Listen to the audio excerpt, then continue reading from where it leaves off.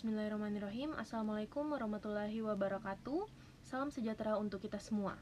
Perkenalkan, nama saya Finanta Anissa dengan NIM O1A1200118 dari kelas D, program studi S1 Farmasi Fakultas Farmasi Universitas Halu Oleo. Pada kesempatan kali ini, saya akan membawakan materi mengenai kestabilan obat dengan fokus pembahasan pada obat metformin yang merupakan salah satu antidiabetik oral yang banyak digunakan. Semoga materi yang saya sampaikan dapat bermanfaat dan menambah wawasan kita semua. Terima kasih dan selamat menyimak. Adapun topik pembahasan yang akan kita bahas pada kesempatan kali ini, yang pertama adalah definisi stabilitas obat, kemudian apa itu metformin, faktor-faktor yang mempengaruhi kestabilannya, stabilitas fisik dan kimia dari metformin, produk degradasi metformin, metode pengujian stabilitas, diagram stabilitas metformin terhadap pH, dan yang terakhir adalah kesimpulan.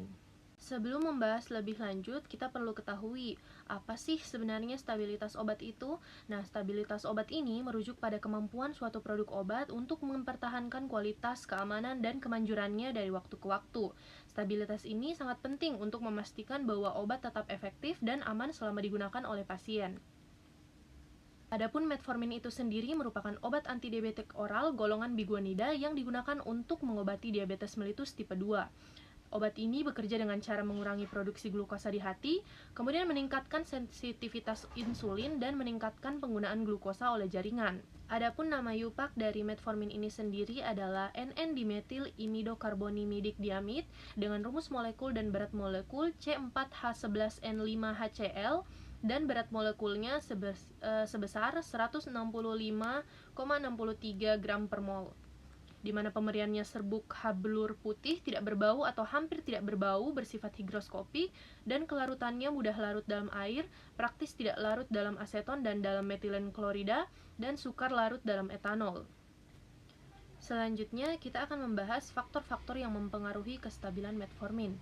Adapun faktor-faktor yang mempengaruhi kestabilan metformin tersebut, yang pertama adalah suhu, di mana metformin ini bisa mengalami degradasi bila disimpan di suhu tinggi, yang mana apabila semakin tinggi suhunya, maka semakin cepat proses degradasi kimia terjadi. Karena itu, penyimpanan harus di suhu ruang yang stabil dan tidak terkena panas langsung agar kadar obat tetap optimal. Yang kedua adalah cahaya. Berbeda dengan beberapa obat lain, metformin ternyata relatif stabil terhadap cahaya. Artinya, walau terkena pencahayaan biasa, struktur kimianya ini tidak cepat rusak, namun akan tetap lebih baik bila disimpan dalam wadah tertutup untuk menghindari paparan berlebih. Yang ketiga adalah kelembaban. Kelembaban sangat berpengaruh terutama pada sediaan tablet metformin, di mana jika disimpan di lingkungan yang lembab, tablet ini bisa menyerap uap air yang menyebabkan perubahan fisik seperti pelunakan atau pecah. Yang keempat adalah pH. Metformin paling stabil di pH netral sampai sedikit basa. Di pH terlalu asam atau terlalu basa, struktur kimianya bisa rusak melalui proses degradasi, terutama hidrolisis. Jadi, sediaan cair metformin harus dikontrol pH-nya agar tetap stabil. Yang kelima adalah interaksi dengan eksipien. Pada sediaan extended release atau biasa dikenal dengan XR, metformin dicampur dengan eksipien khusus untuk memperlambat pelepasannya. Akan tetapi, kalau eksipiennya tidak kompatibel, bisa terjadi reaksi yang mempercepat degradasi atau dapat mengganggu kestabilan kimia dari obat tersebut. Selanjutnya adalah stabilitas fisik dan kimia metformin. Dalam pengujian kestabilan obat, ada dua aspek penting yang perlu diperhatikan, yaitu stabilitas fisik dan stabilitas kimia. Contoh, sediaan tablet metformin cukup stabil saat keadaan kering, namun sangat rentan saat keadaan lembab. Metformin dalam bentuk tablet cukup stabil bila disimpan dalam kondisi kering. Akan tetapi, karena sifatnya yang agak higroskopis, tablet metformin ini bisa menyerap uap air dari udara. Kalau terlalu lembab, tablet biasanya mengalami perubahan fisik seperti menjadi lunak, pecah, maupun berjamur, dan itu bisa mempercepat degradasi zat aktif di dalamnya. Maka dari itu, penting untuk menyimpan tablet metformin di wadah yang tertutup dan kering. Kemudian yang kedua, dalam bentuk sediaan larutan, metformin cukup stabil di pH netral, yaitu sekitar pH 6-8. Kalau pH terlalu asam atau terlalu basa, zat aktif metformin bisa mengalami degradasi lebih cepat. Karena itu, kalau membuat larutan metformin untuk penelitian atau sediaan, harus dipastikan pH-nya agar tetap netral dan agar kualitas obat tetap terjaga. 3. stabil terhadap oksidasi. Metformin tergolong cukup stabil terhadap oksidasi, artinya meskipun terkena oksigen dari udara, obat ini tidak mudah teroksidasi, berbeda dengan beberapa obat lain yang akan cepat rusak kalau terpapar udara. Akan tetapi, tetap dianjurkan untuk menyimpan metformin ini di dalam wadah tertutup rapat untuk menjaga stabilitas jangka panjangnya. Yang keempat, degradasi via hidrolisis.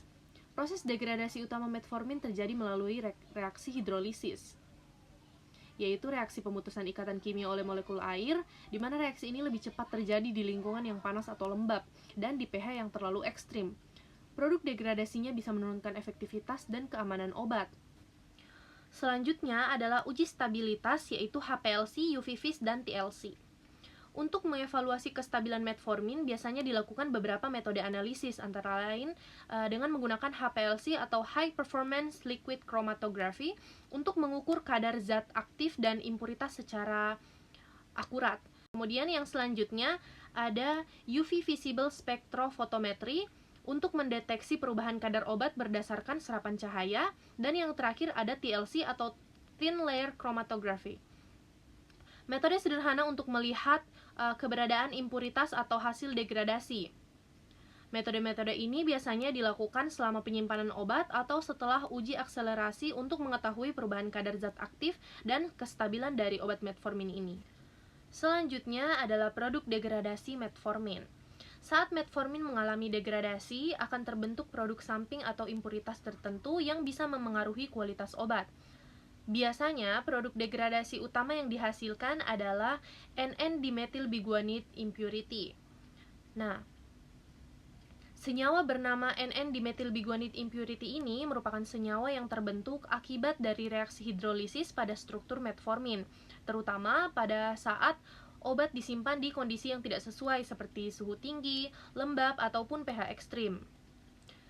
Perlu kita ketahui bahwa kehadiran produk degradasi ini bisa berdampak negatif. Yang pertama yaitu menurunkan kadar metformin aktif dalam sediaan, kemudian yang kedua dapat memengaruhi efektivitas terapi pasien, dan yang ketiga berpotensi menimbulkan efek samping atau toksisitas bila kadarnya berlebihan. Maka dari itu, penting untuk memastikan kadar impuritas ini tetap rendah dalam obat sesuai dengan standar farmakope.